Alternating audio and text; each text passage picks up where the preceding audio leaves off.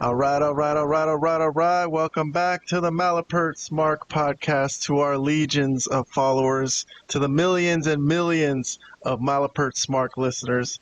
Thank you for listening.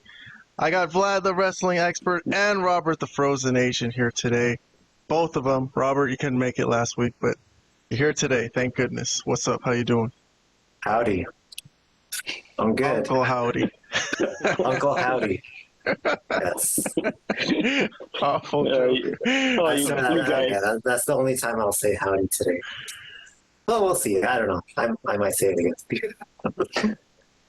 All right. Well, anyways, we're here to talk about wrestling, big news in the world today, but none of that fucking matters at all. Only the wrestling matters. That's all we're talking about here. Nothing else. No politics, nothing about your life, my life, personal life, whatever. Who cares? Nobody gives a damn. Let's get into the wrestling, all right? Quickly and fast. All right, so I got reviews from Monday. We're going to do this whole week. We're going to start at Monday, July 8th, and we're going to go do WWE, Raw, and SmackDown, and AEW Dynamite, which is what we've been doing for the past, I don't know how many weeks, but that seems to be our model for our reviews these days. So we're going to start with WWE, and we'll go with the CM Punk, Drew McIntyre angle first, which I think is the best angle going in wrestling. Would you guys agree to that right now?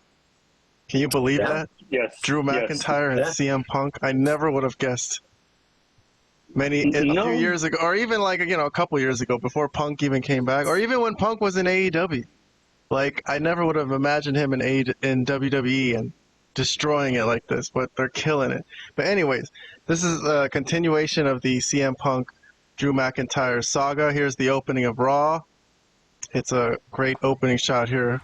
They got a big crowd going. Punk comes out right off the bat here, comes out to the ring to cut a promo. You guys can see the video, right? Everybody can see what's going on? Cool. Zoom in, everybody, to the little video in the middle of the screen. That's the best I could do here to not break copyright, but you could zoom in and watch it nice and clear. Switch to 1080p if you have to, and it'll look nice and clear, I promise.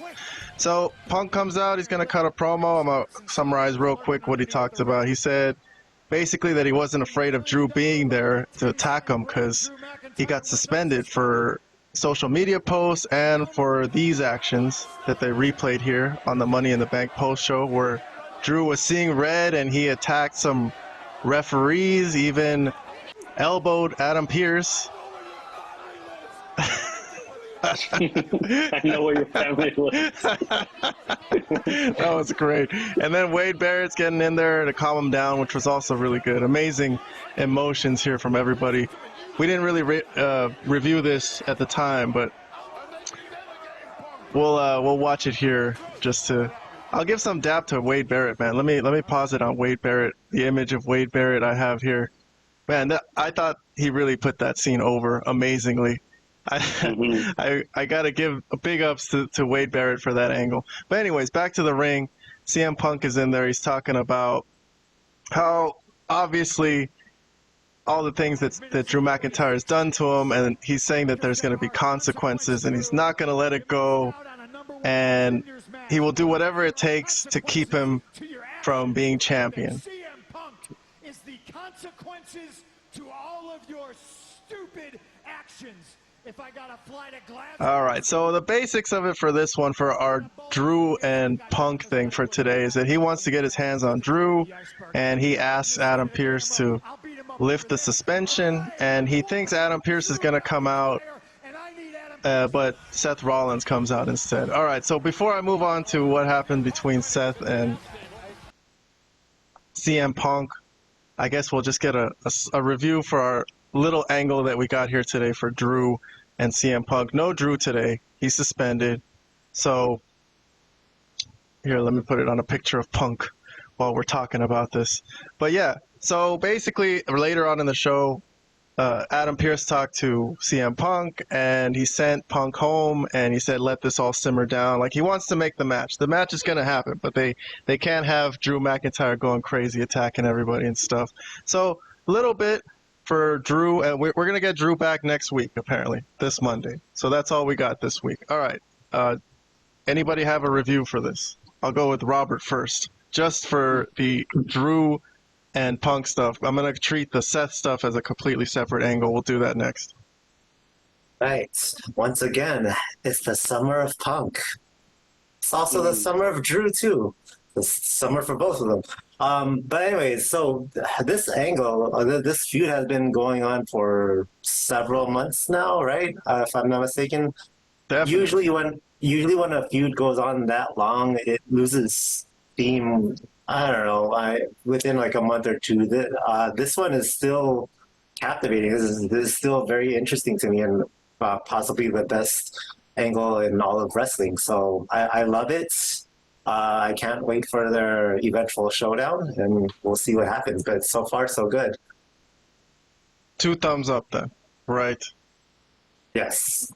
2 thumbs up. All right, yes. Look out for also our reviews in our community YouTube posts if you want complete, comprehensive reviews of Raw and SmackDown and Dynamite. We'll do all the angles, all the ones that we don't even do on this show. But yes, 2 thumbs up from Robert. All right, Vlad, let's hear it from you. Yeah, I mean, I think I mentioned it last week. This reminds me of like an old school feud from the 90s that I watched when I was watching wrestling carefully in the 90s. I compared it to like Bret Hart and Stone Cold, which is one of my favorite WWF feuds in 97.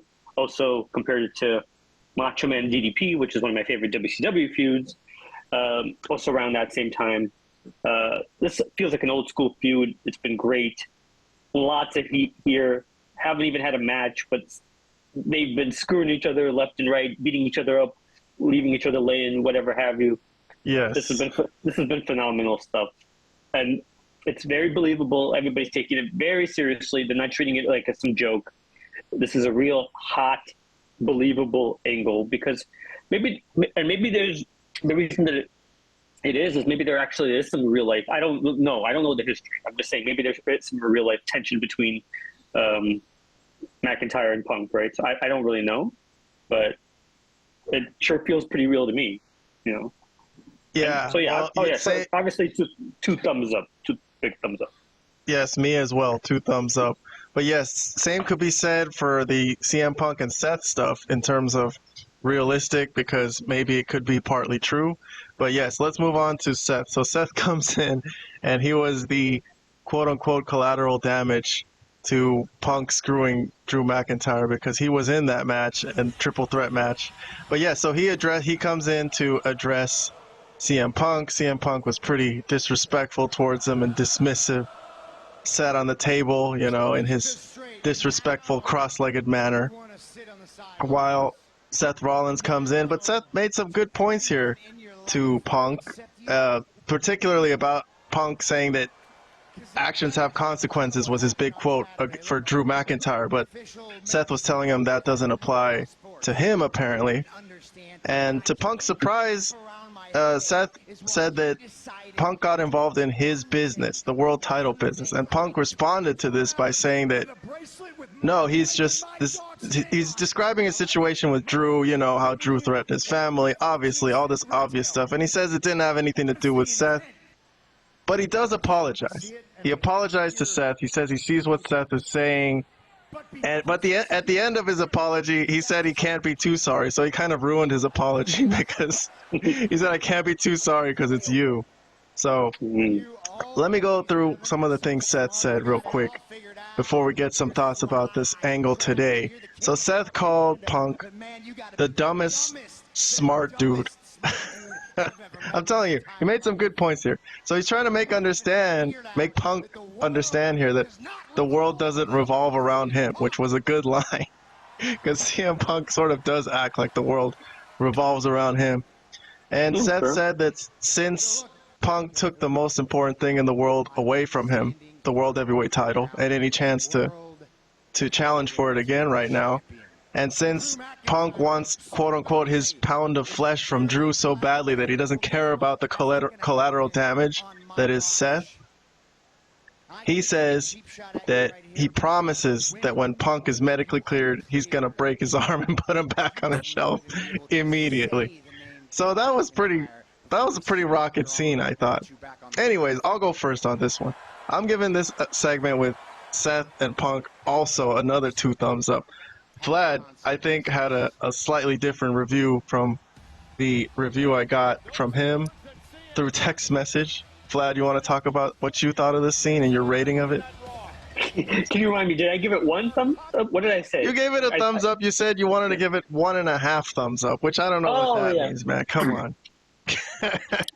I don't think it just why not 2 thumbs up? Come on, man. All that stuff Seth was saying straight to his face, that's wrestling, man. I think because it has something to do with Seth. I honestly have to say. It's so anything to do with Seth. You just can't. But this was a good scene, man. If you look at this scene, just stand alone. It was a good segment. Both parties made some sense. I still think when we discussed this last week when we were reviewing Money in the Bank, we were like, well, what exactly did Seth think was going to happen? I mean, why was he so... It's not like Punk and him are friends, like he owes him something or he owes him a favor. He was there to get to Drew, and yeah, he got caught in whatever crossfire, I guess, that he didn't win the match. But he wasn't going to win the match anyways at that point, once Drew was about to cash in, so I don't know what he's crying about. He wasn't going to win. He wasn't going to win. It's not... the only way he wouldn't have... I mean, if he wants to blame anyone, he could blame Drew for trying to cash in, but to blame Punk seems a little shaky to me, as far as storytelling. But okay, they already have some beef. They have some heat. I'm okay with it. Anything really to do with Punk, I'm good with. Everything to do with Seth, okay. I have to take a little bit off just because it's Seth and that character. But this was okay. This was pretty good. Okay. I mean, I will give you something to your opinion about how the whole thing that Punk came in and Seth was just... It was collateral damage, but yeah, you're right. He kind of didn't have a chance to win that match anyways. I guess he's saying at least give me a chance in the triple threat, But yeah, what was Punk supposed to do? Like throw him in there and make sure it was all a fair fight for everybody? No, But anyways, okay, let me move on to Robert's rating before I move on. I love this. I think I gave it a 2. Yes, I did get 2 thumbs up from you. So most of Seth Rollins' promos, I think, are usually just okay. But so far, the ones that I remember when he's talking to CM Punk specifically, he sounds more... what's the word? I think he really means what he's saying, pretty much. And he's like, it doesn't sound, none of it sounds like rehearsed. I feel like he's really speaking from the heart. And his promos with Punk, and this one included, are very, very good. So this was a really good exchange, a really hot way to start Raw. So I gave this a 2. Well, I just want to say one thing. Yes, Seth is obviously a lot better when he's not doing that stupid laugh and he's there was none of that in this. When he's serious, he is obviously a lot better. But maybe that has something to do with like real life heat with Punk. That's why he's none of that laughing is it part of this? I don't know. Who doesn't have real life heat with Punk? So it seems like across the board, everybody has some quote unquote heat with Punk. But yeah, I definitely. Yes, I agree that has something to do with it. Yeah. All right, well, let me move on to another angle from WWE Raw this past Monday, which made all the headlines. It was almost the main angle of the show, which was Rhea Ripley's return amidst the whole Liv Morgan and Dominik Mysterio romance that was budding, and everyone's been waiting for Rhea to come back and see what the hell she's going to do to Dominik. I'm not going to do a full-on review for this one. I have some images, I guess, we could go through as I give a quick summary. Yeah, they always end up in some weird sexual position every episode. This is the third one.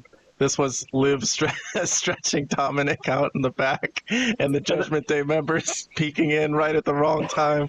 But today, the angle was that they were going to have a match, tag team match together against Rey Mysterio and Zelina Vega, and this was Liv's way to make up to Dominik that she cost him his match last week. So, this was the fourth terrible position that they ended up in.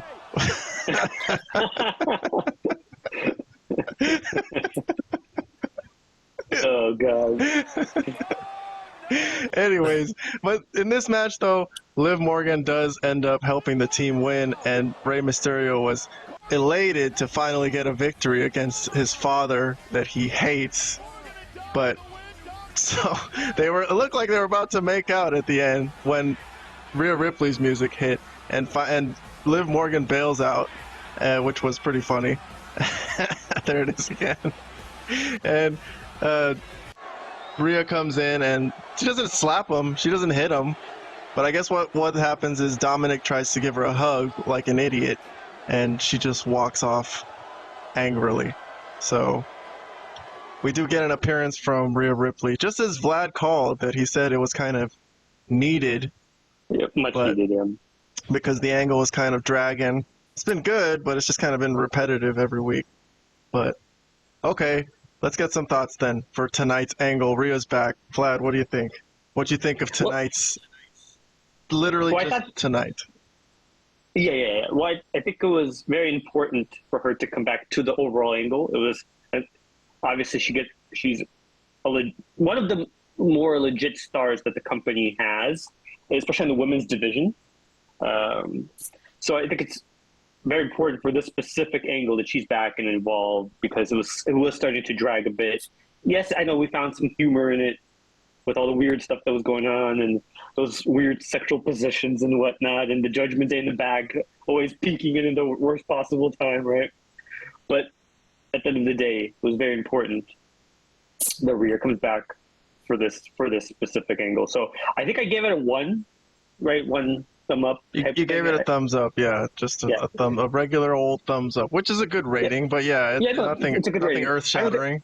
Well, I don't think it's deserving of 2, but I think we'll see what happens going forward now that Rhea's back, where it all goes. But yeah, it's classic wrestling. They just gave us a little bit, and we have to come back next week for more. But okay, yeah. Robert, also I have your rating here. You gave it a thumbs up. Any thoughts you want to give? This was a fun angle. So I just, obviously the return of Rhea Ripley was inevitable. It just happened sooner than I expected. I expected 2 returns to happen in SummerSlam.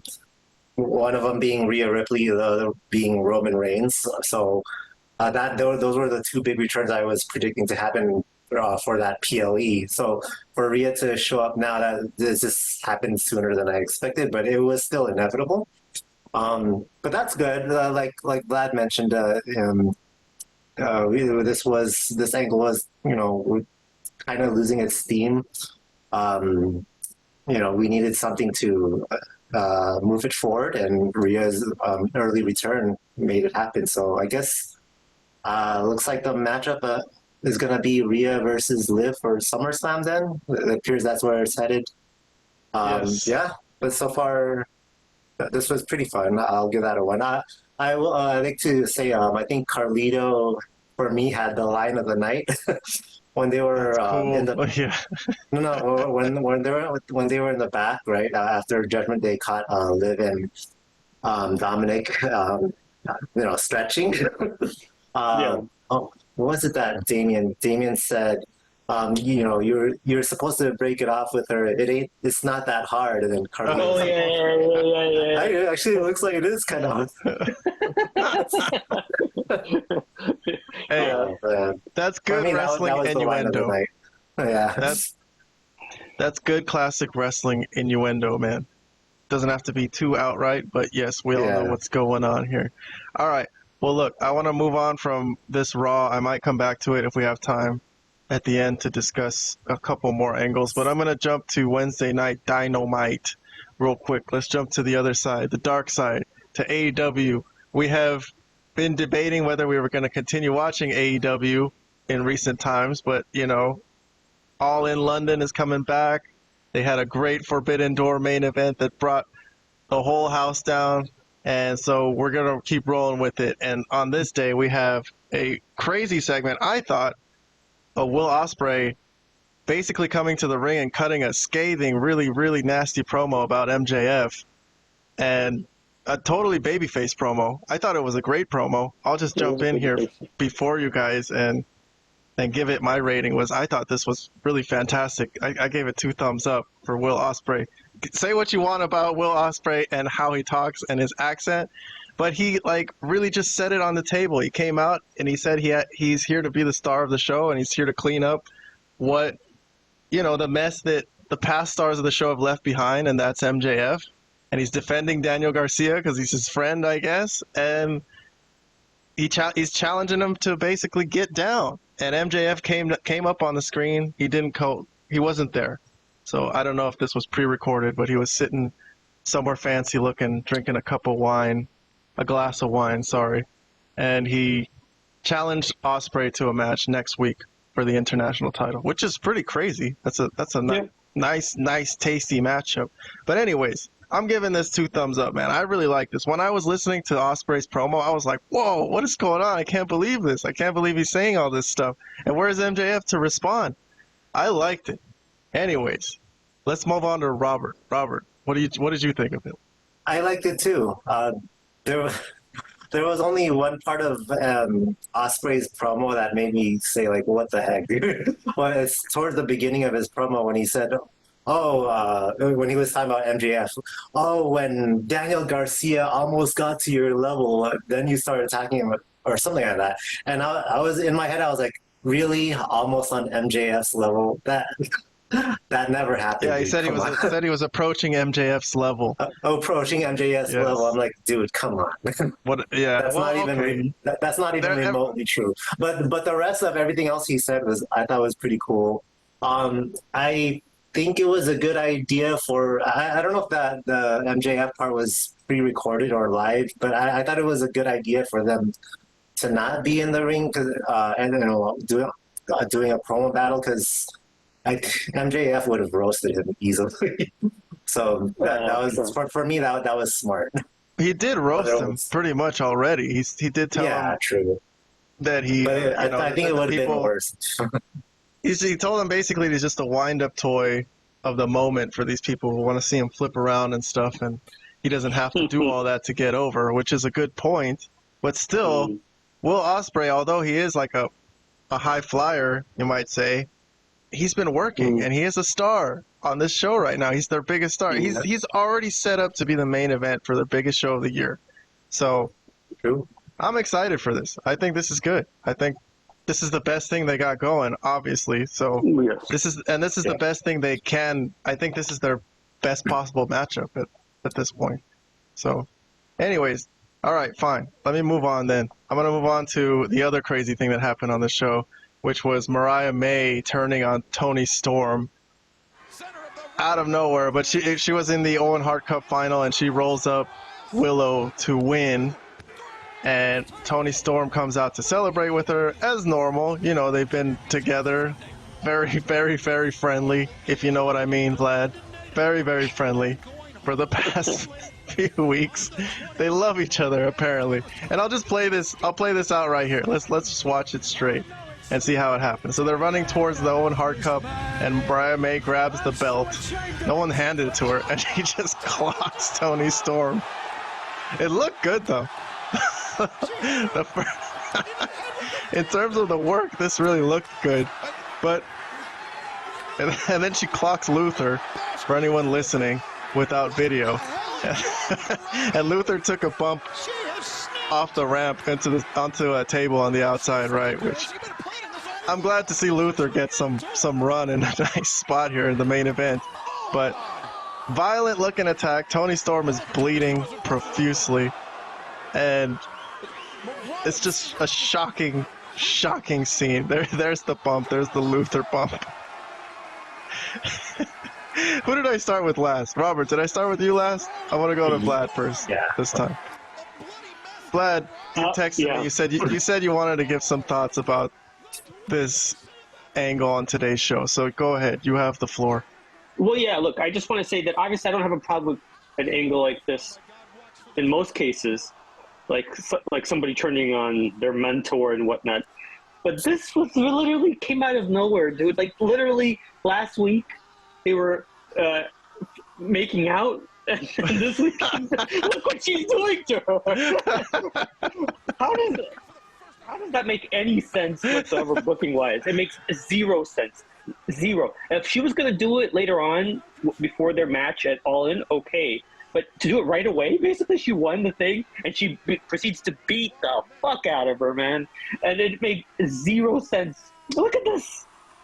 This is ridiculous. So you're giving this a thumbs down or what? Yeah. I'm giving this a thumbs down because it's too stupid. I'm not, like I said, it's nothing to do with the overall, well, it's everything to do with it's the timing of it is the issue. If they were going to end up at this point, they should have done it like maybe a couple weeks or maybe like a couple weeks probably prior to the pay-per-view. But right now, as soon as she won the match, this is crazy. This is literally insane.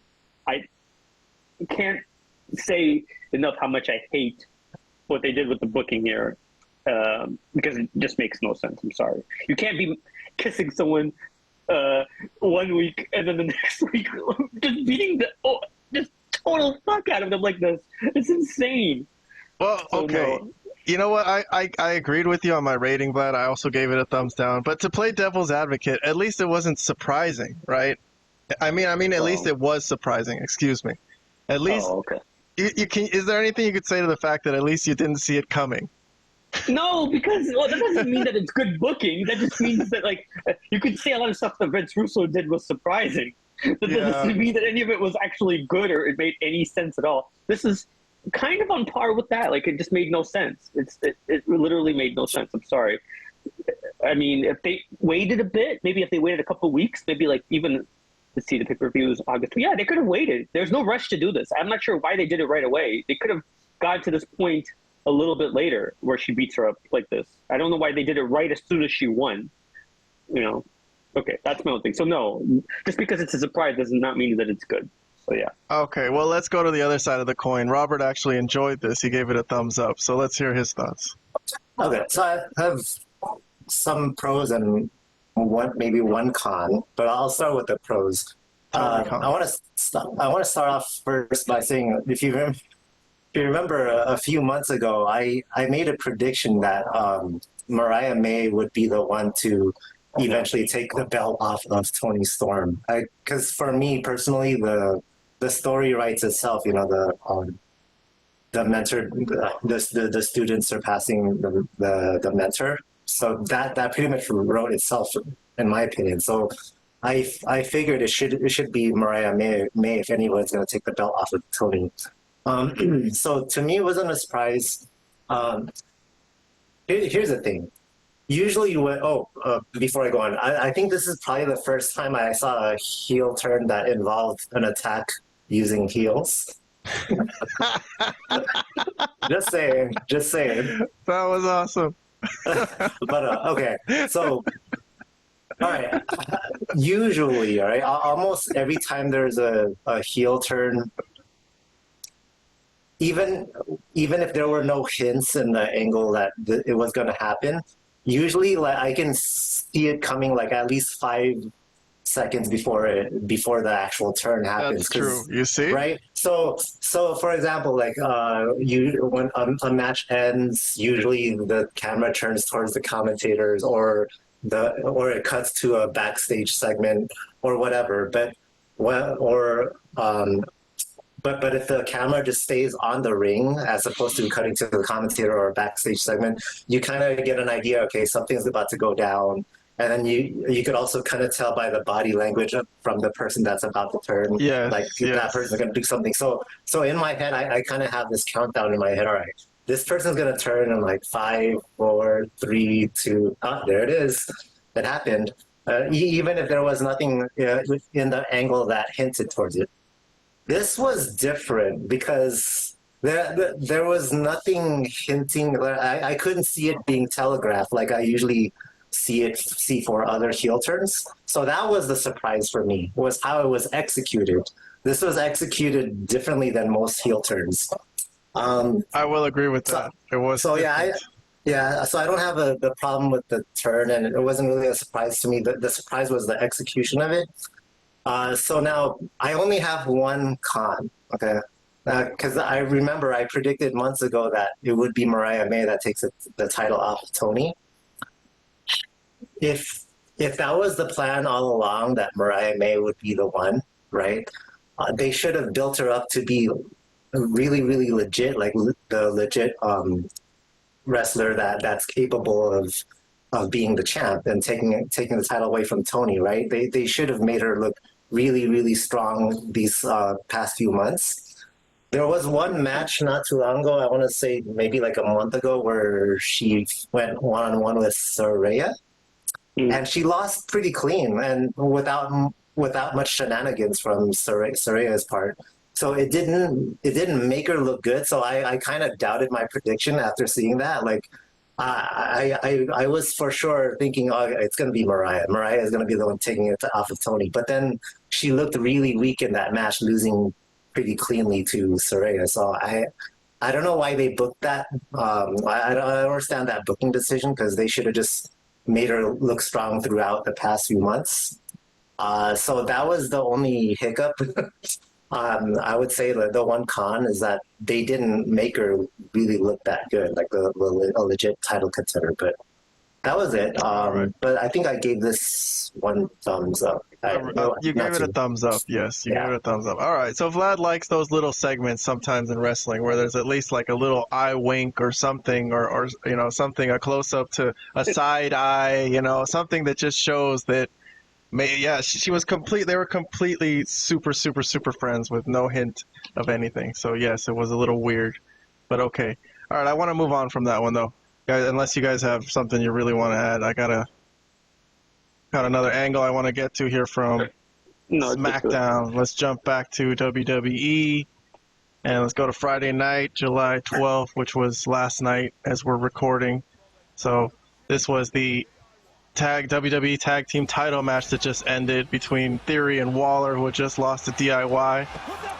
And Theory and Waller were arguing with each other, and Jacob Fatu comes out of nowhere from the Bloodline to wipe literally everybody out by himself, which was, you know, a good group of guys for him to destroy, because that doesn't really matter. None of these guys matter, I guess. But okay, yes, good way to get him over. And then so he wipes all four of these guys out, and this is the Bloodline stamping their dominance on the show, NWO style, right? And here comes Solo Sikoa to basically tell the crowd and the universe, the WWE universe, to acknowledge him. And he calls out Cody Rhodes to also acknowledge him. Cody comes out by himself to face four of these members of the Samoan Anoa'i family, and he does announce that they have SummerSlam match with Solo Sikoa coming up. That's official, so that's gonna happen.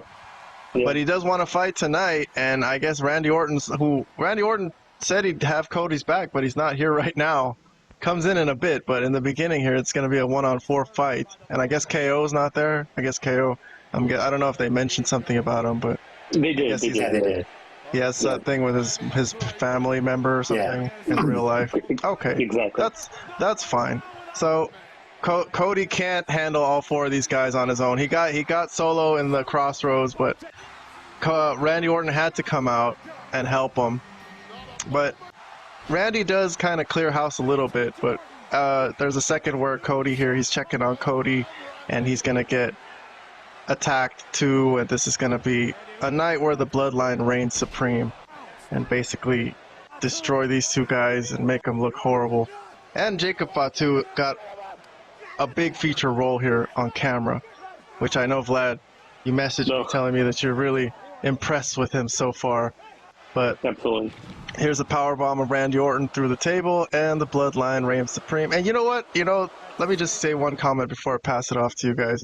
This with the Ulafala, the necklace, the Bloodline leader necklace that he's putting on Solo, it's kind of making me think that The Rock is not in on this like I predicted, because I don't think The Rock would tell him to do all this. It might be Solo really leading this group, which is wild. Yeah.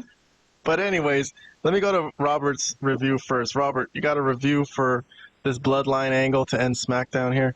Oh, I love this. I believe I gave it a 2 thumbs up. I don't remember, but I think I did. Yes, 2 thumbs up from Robert. Yes. So this was fantastic. I think this is the second best angle in WWE right now, just behind the Punk and Drew angle.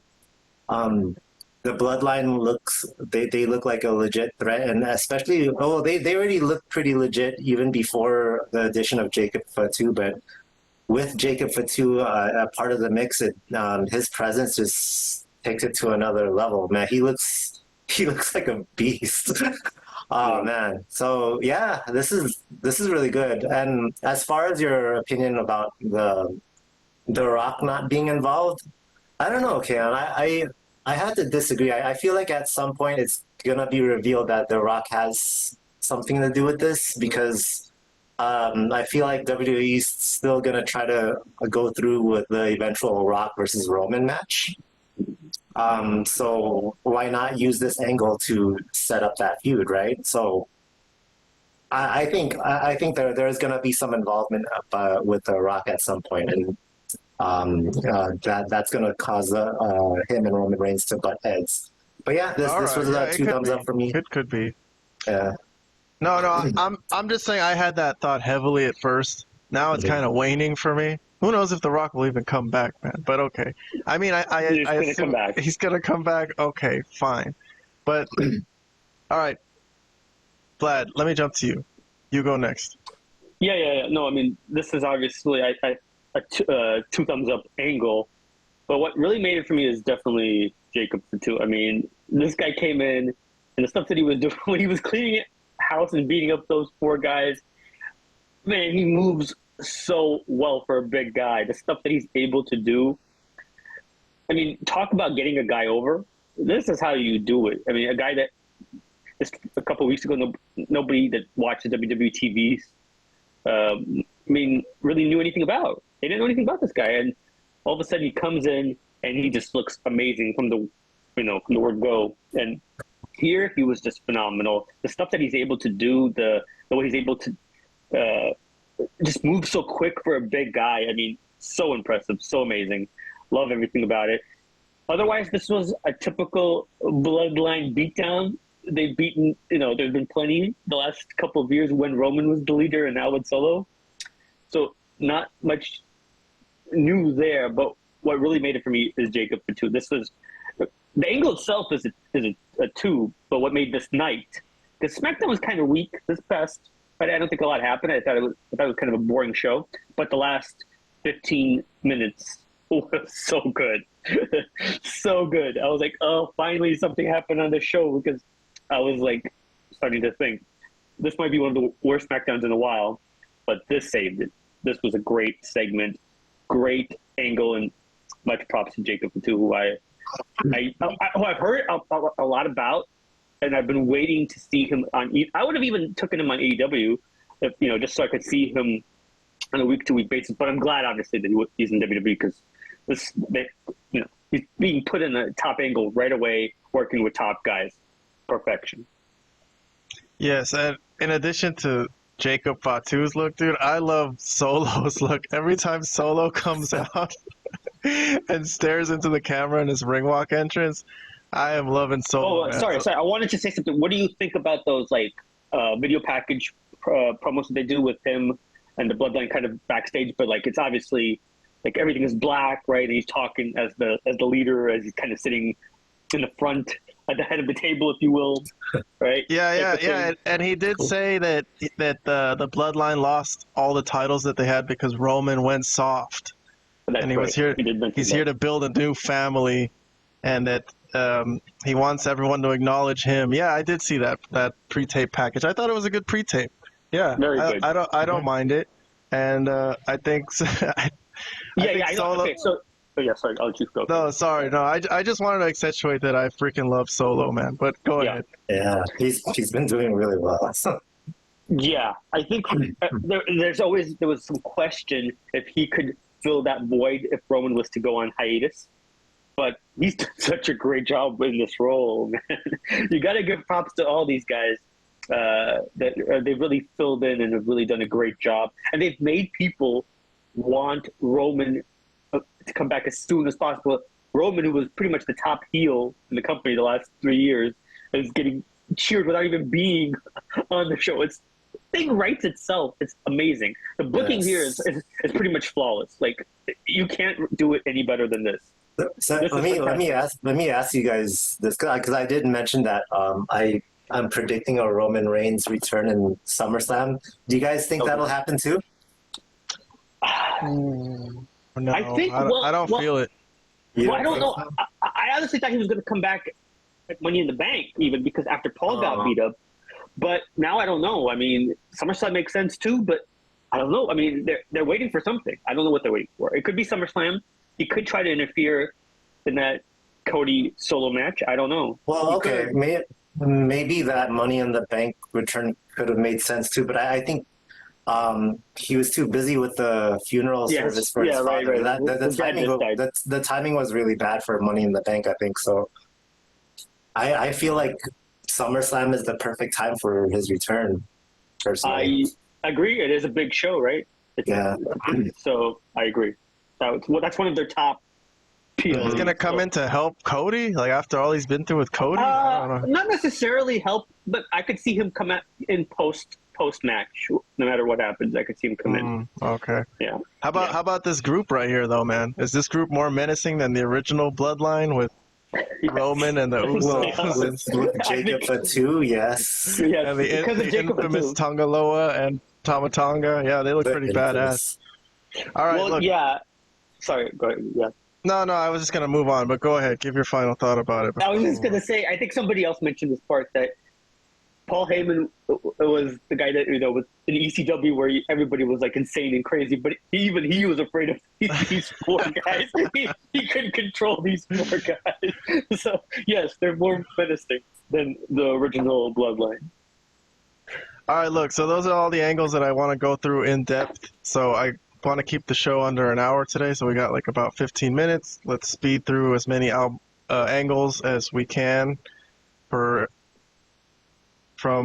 start with Raw, the Wyatt Six. They're continuing to torment Chad Gable. Hold on, let me pull this up. Sorry, guys. I know I'm not editing my show anymore. Everything's uncut, so all this is going to stay in the show. No matter how disjointed and horrible we are, it's going to come out exactly the way it is. But okay, so here's the Wyatt Six business for the week. So Chad Gable's in a match with Jey Uso, and the lights go out, and he gets freaked out, and this leads to Jey Uso pinning him, and Jey Uso kind of looks around, and he gives it one yeet and freaking bails, which was hilarious. But then Fog fills the ring, and then I guess we assume that's Nikki Cross over there, the girl who's really creepy, and Chad Gable kind of bails out of the ring. And there was another VHS tape that we saw. It was another Bo Dallas therapy session with Uncle Howdy, his alter ego, I guess. But what really was interesting for this episode was later on when Chad Gable was complaining to the general manager about all this and, wanting security and extra security, and Adam Pearce said he's going to do what he can and investigate. But the weird thing was that Bo Dallas was seen in his office, just waiting there and chilling there. The guy who mangled and maimed everybody in production staff and wrestlers, and he's just chilling in Adam Pearce's office. But okay, so quickly, these are speed reviews. Robert, you want to give it a thumbs up, thumbs down? I'm gonna say thumbs up. I don't remember what I gave it, but yeah, I liked it. It wasn't amazing, but I still liked it. Vlad, you got any thoughts for this today? I mean, I think I forgot what I gave it myself as well, but I do remember saying that I'm happy that it looks like it's going somewhere now. Like, he's appeared on the show as like his regular self, and maybe that could mean something going forward instead of just like the videotapes, them spooking out poor Chad Gable. I'm starting to feel bad for Chad Gable. Well, why Chad Gable? Like, I don't get that. I guess that maybe it's because of the way he treated his own group, and they feel like he deserves some punishment. I don't know. I'm just guessing. K-On compared to some sort of jigsaw saw something like that.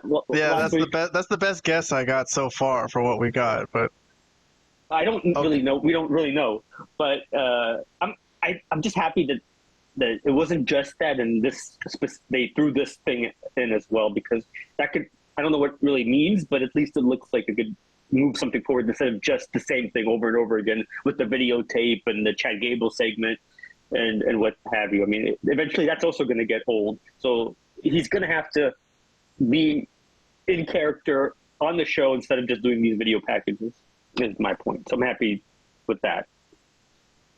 Well, Vlad's official rating was half a thumbs up, but Orange Cassidy. Yeah. A slight thumbs up.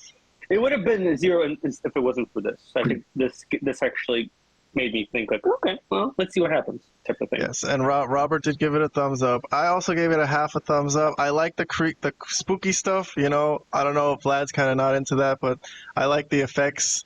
I think it looks really cool on TV and probably in the arena. It looks really awesome. But when it comes to the video packet, the videotapes, the therapy sessions, that one I think is kind of waning. My interest in those are waning. But yes, so we got a little tease that he might be coming to the show. So Vlad's right. That's a positive. But okay, I'm going to move on. I got, let's see, hold on. I got no video clips on this one, but I'm going to go to AEW. It's, the angle I want to talk about is Britt Baker. Britt Baker ruining Mercedes Monet's, what was it? A championship toast it was? I'm trying to find a clip of it to speed through. Here it is. Here it is. There you go. So Mercedes came out to toast herself for winning 2 titles, and then Britt Baker, who basically stepped up to her and challenged her the other week, was confronted by security who was there to protect Mercedes, and she socks the security guard in the face and bowls to the ring. And beating up a bunch of guys, Britt Baker is. She's a badass chick. But anyways, Robert, you got thumbs up or thumbs down for this one? I don't remember. I think I gave it 1 thumb up. I don't remember anymore. Yeah, but I did enjoy this. You gave it a thumbs up. Yes. Yes. I thought this was good. Yeah, I think this is a feud I'm looking forward to. These are 2 of the best female wrestlers of their roster, so absolutely. I liked seeing Britt Baker charge to the ring and beat up a bunch of guys, to be honest. I think that made her look good. So I think this was a good segment. I give it a thumbs up. Vlad, you gave it a no thumbs up. You didn't give it a thumbs down, but you got any thoughts? I thought I gave it a 1, but okay, it doesn't matter. Oh, you want me to change it? I'll change your rating. All right. If you want to change it to a thumbs up, that's cool. I thought I did, but I was looking through the text, but it doesn't matter. This was all right. I mean, I think this feud has potential. We liked some of the stuff back and forth last week where they were calling each other bitch here, bitch there, you're a bitch, I'm a bitch, everyone's a bitch type of thing.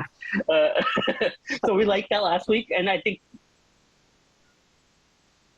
they fully have gone in that Mercedes Moné is a heel, and instead of like dancing around it that she's a face or she a heel. No. She's got a full-fledged heel, as she should be, given the way she behaves. And Britt, given her story of just coming back, being almost dying, I guess, or having many strokes or whatever the hell was going on with her, obviously that's going to be sympathetic. This is good stuff. And a lot of people, a lot of AEW original fans love Britt Baker, and I did like her, and I want to see her do well. And she's one of the few females on the AEW roster that kind of has a good sense of wrestling psychology a little bit. So this has potential to be a pretty good angle. So that's probably why I give it a 1. All right, real quick.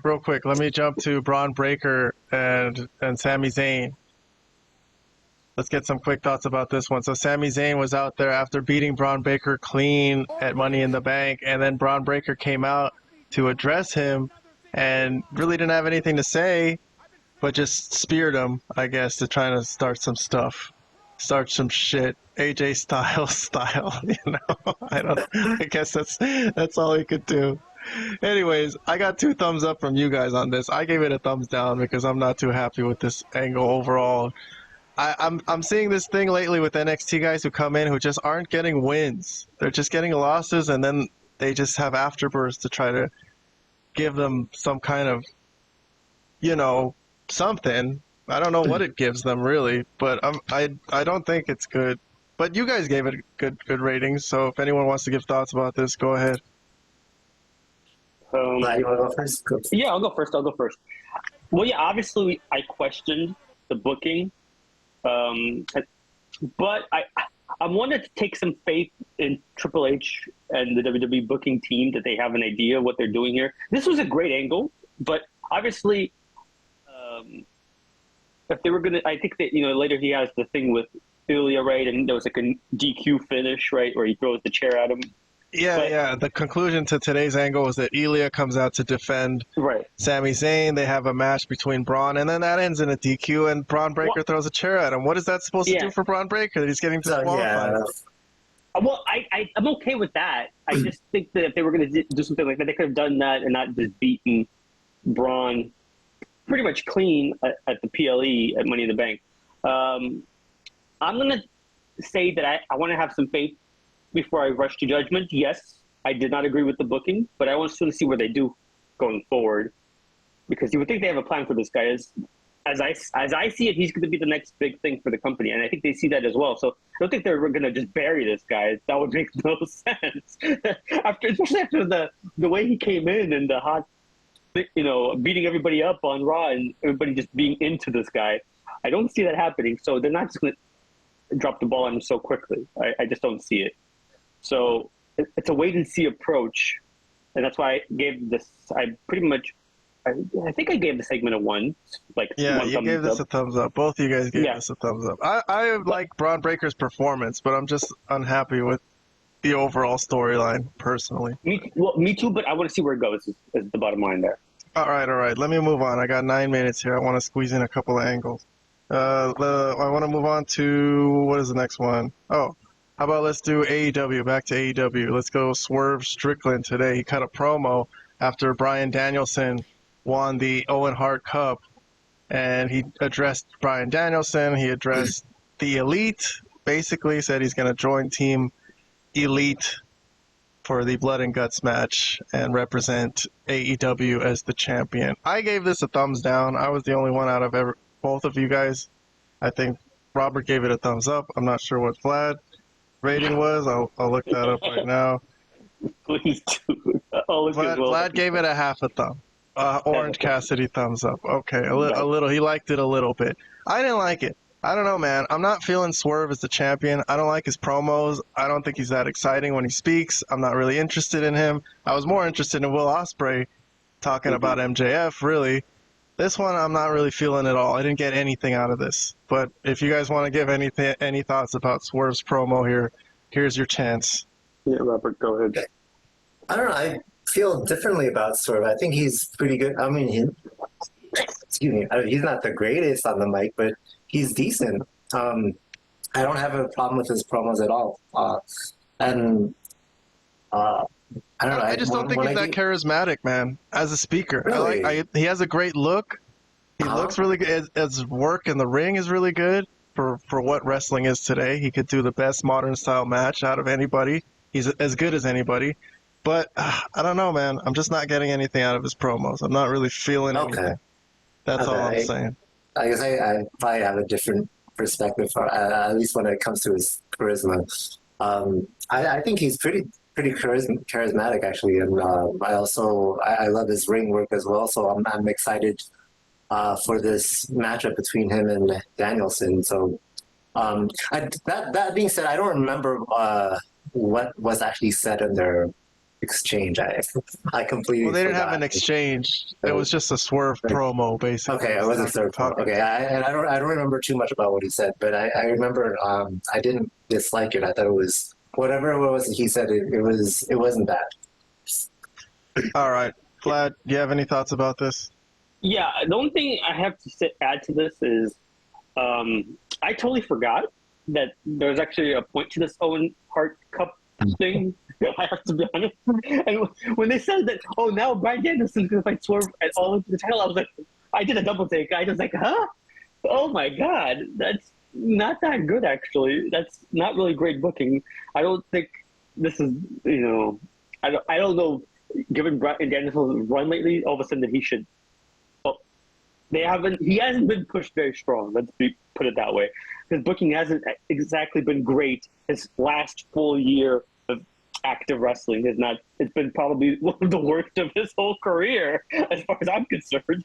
So, yeah, I mean, it's going to be a good match. I don't know what they plan to do. I think they're probably going to take the title from Swerve, honestly. But I think so. Well, maybe not. You think Danielson's going to go over Swerve? Really? Maybe not. I don't know, man. I don't think so. I don't think so. I think Danielson's going to put him over there, man. Go on his way out the door, he's got to put someone over. But anyways. But then why does he even need a shot? What's the point of it? There's plenty of guys, I guess, that could potentially put him over at All In. Does it have to be Bryan Danielson? I don't know. But okay, whatever. I did like the segment overall. I do like Swerve. I do like Swerve as a character. His matches, no, not really. I don't love a lot of his matches. I do think he's pretty good on the mic. Love Nana. Love Nana. If there's any criticism to Swerve, it's just that like Nana is actually probably just as over with me than Swerve is. But other than that, it was fine for what it was, and you know. Well, one of the significant aspects of it is the feud with Elite. There are a lot of the things about the Elite and their storylines we've been dismissing on this show, and kind of just trying to not even cover because we're just trying to ignore it, and hopefully nobody watches it, and we can all just forget about this portion of history with the Elite and AEW. But anyways, another thing about the Elite that is happening is that they're feuding with the Acclaimed. I guess the Acclaimed might be a part of that Blood and Guts match. I'm not sure. But I did ask you guys for a review of their new music video, and Robert said he didn't even see it, that he missed it. So we could just do a review right now. Let's listen to the Acclaimed music video. Ripping on the Young Bucks. Because I didn't really watch it either, so might as well. All right, let's see. Here, I'll press play. Platinum. I'ma beat the Young Bucks 2 times.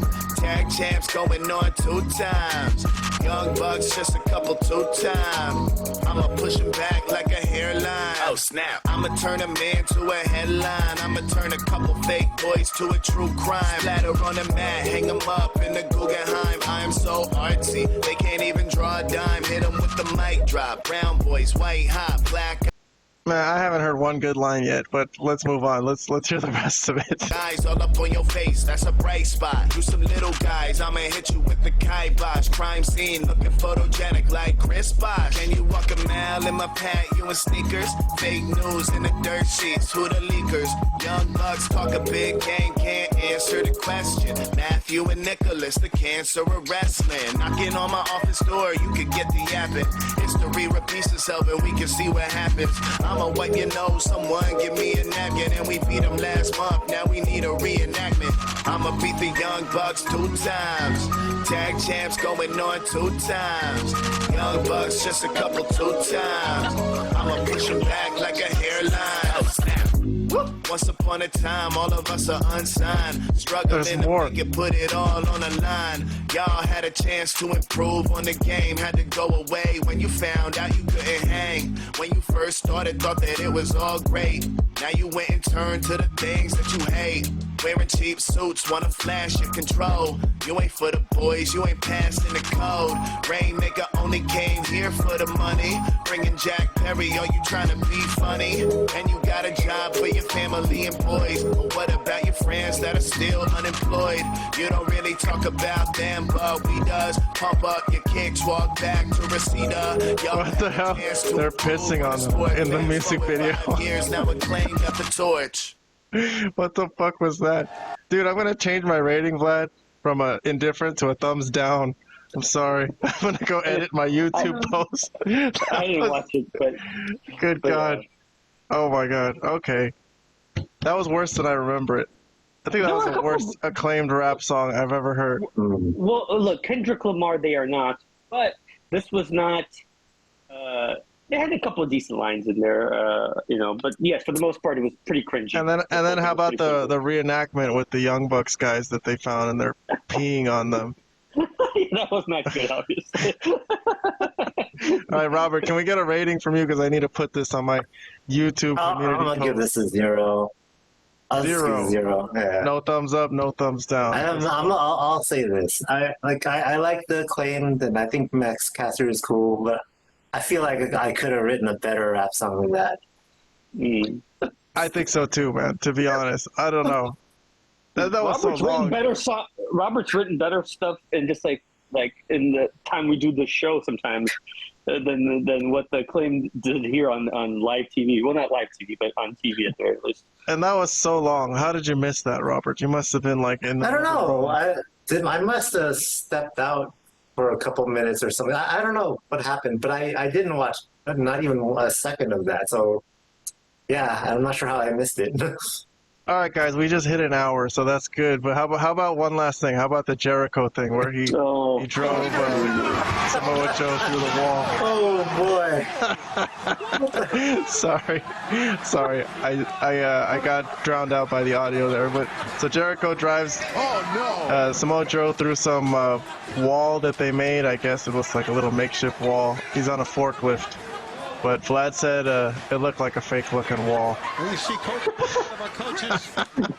I said anybody with eyes would say this is the fakest, stupidest Chris Jericho bullshit that they've ever seen, just on par with everything else that he's ever done in this company.